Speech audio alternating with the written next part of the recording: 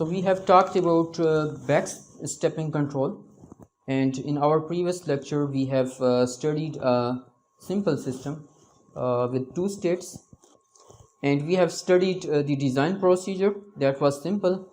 In the first step we consider only these dynamics, and by considering xi as an input to this nonlinear system, we find a control law such that we find this control law xi is equal to phi of eta, such that this closed loop system has asymptotically stable equilibrium point at origin. And we also find the corresponding Lyapunov function. Once we are done with the first step, the second step is very simple. We define a state transformation given over here and find the corresponding composite Lyapunov function. That is, this composite Lyapunov function is always taken to be equal to this previous Lyapunov function plus half z square. And then the expression for this control law, that is given over here. This is the backstepping control, and in our previous lecture we have demonstrated that this will ensure the asymptotic stability of the equilibrium point of this nonlinear system. In today's lecture, we shall consider a relatively more general class of nonlinear system, and the nonlinear system that we are going to consider in today's lecture is given by these state equations. That is, we may have more than two states, and the system is described by these dynamic equations. In the first state equation, we have nonlinearities, and in the rest of the equations we have a chain of integrators.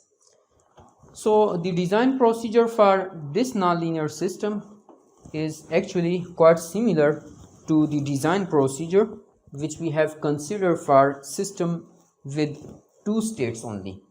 So what we do is that by considering xi as input to this nonlinear system, we find a control law. Once we have found this control law, then in the next step we consider this system, that is with this state eta and xi1, and now with xi2 as input we find the control law, and we follow the same steps, these steps to find the control law for this system, that is we find xi2. And once we have computed this control law, we consider the next state and repeat this step again. So we continuously apply this step until we finally reach to the final control law. If we describe the same thing using block diagrams, this nonlinear system is described by this block diagram, nonlinear equations, and then chain of integrators. So what we do is, in the first step we consider this part of the system, and by considering xi as input to the system we find the control law, this first step.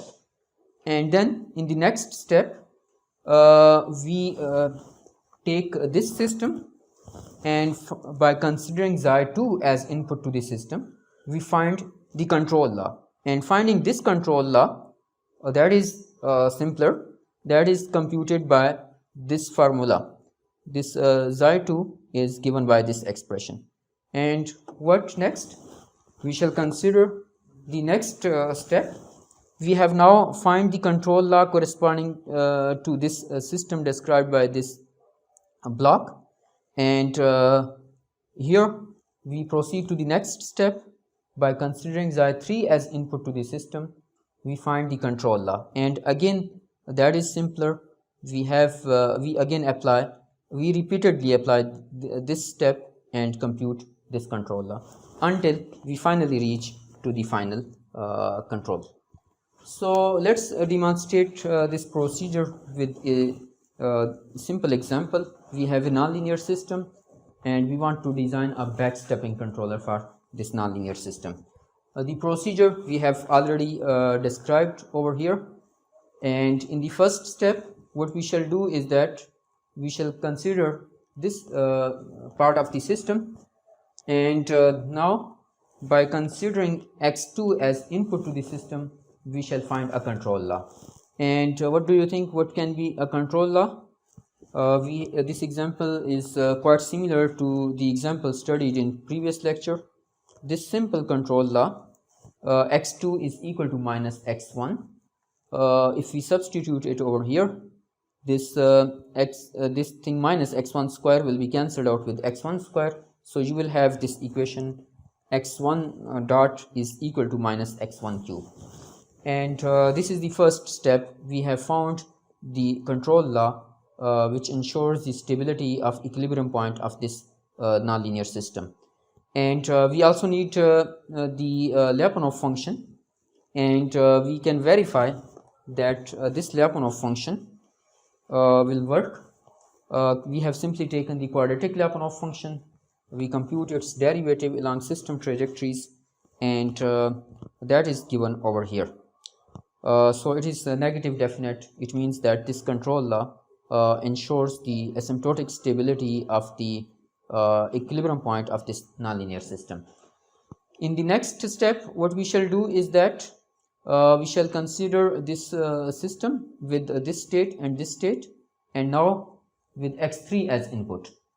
And with x3 as input, we find this control law using this expression, and for that purpose we define this state transformation, and that state transformation is given over here. Z2 is equal to x2 minus phi 1 of x1. Now since we shall be continuously applying this step, so we have instead of z, we have given it a name z2, because we shall need additional state transformation as well. So that is x2 minus phi of x1. Phi of x1 is written over here. And write this system in new state variables, that is written over here. x1 dot is equal to minus x1 cube plus z2.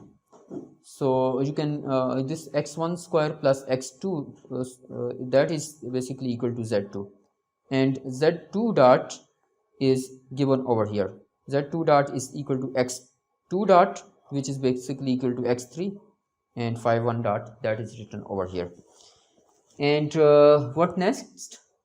We define this candidate Lyapunov function, and it is always taken in this particular way. The previous Lyapunov function plus half z square. In this case, this half x1 square is the previous Lyapunov function plus half z2 square. And once we have this v2 and all these things, then we apply this relation to find what? Find x3 in this case. So x3 is given over here.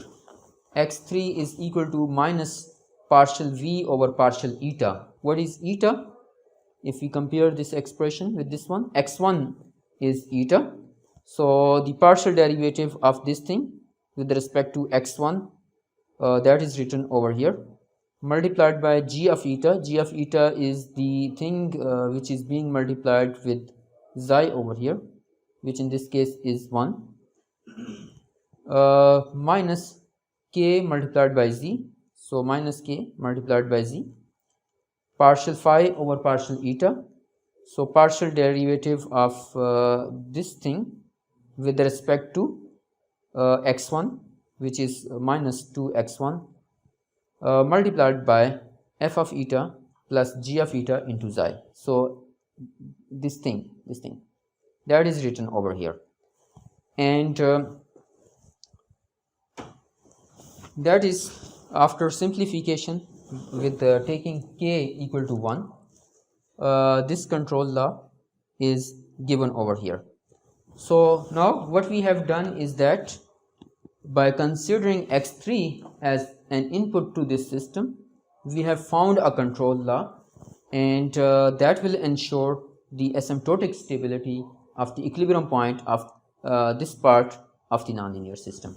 So in the next step, what we shall do, we shall again apply this this step. We shall repeatedly apply this step until we reach to the final computation of u. So let's name this thing to be equal to phi 2, and in the next step, now for this part of the system, we have designed the controller by considering x3 as input.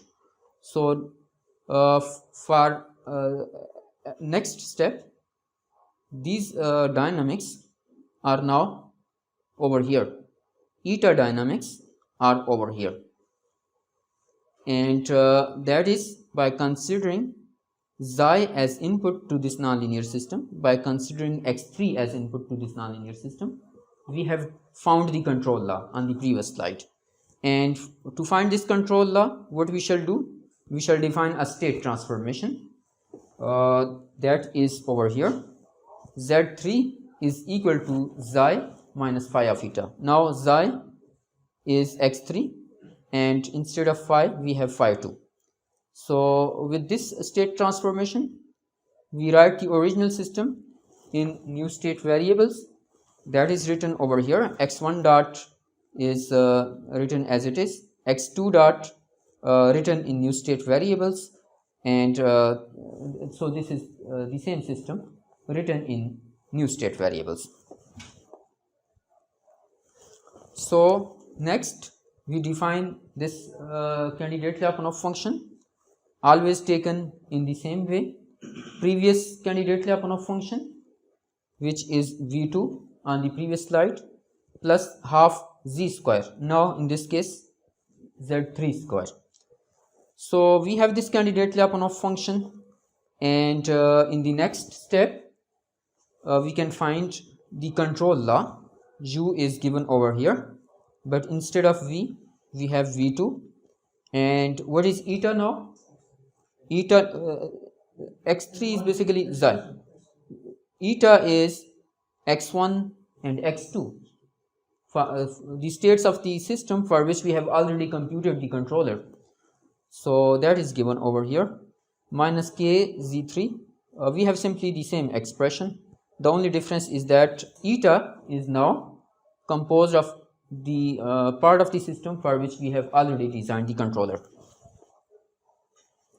And now v2 was this one, half x1 square plus half z2 square. Z2 is basically this one.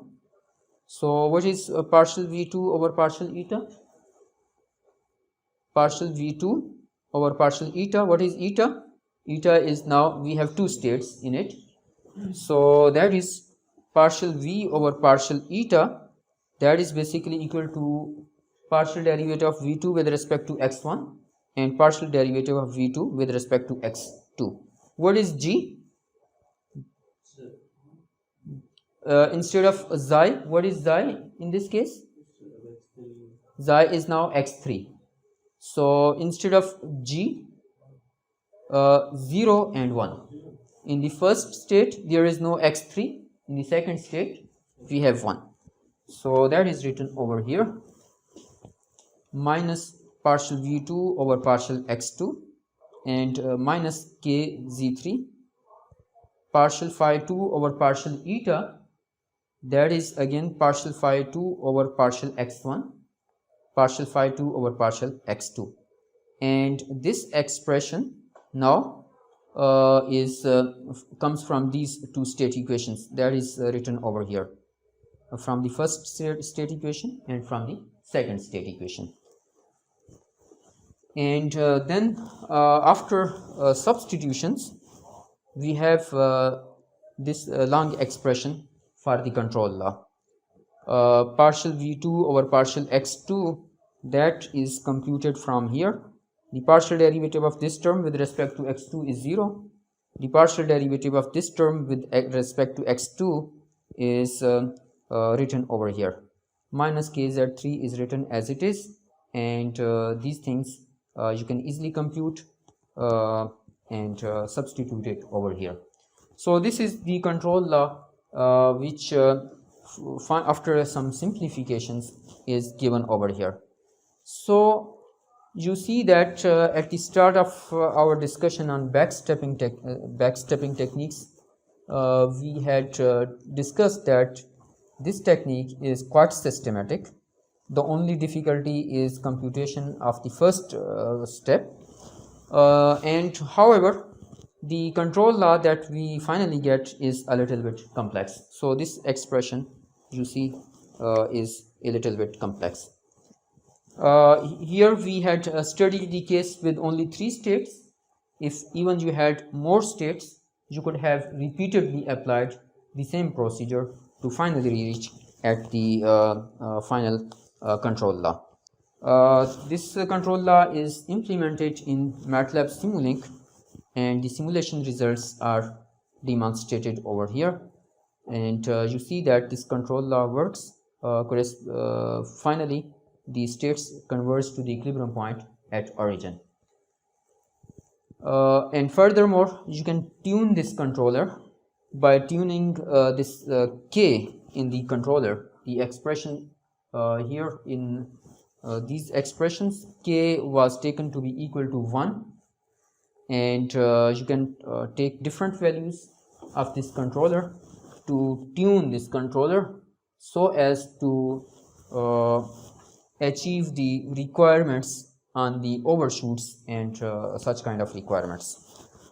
So this is the backstepping controller for a little bit more general class of nonlinear systems, and in the next lecture we shall further extend this approach to even more general class of nonlinear systems.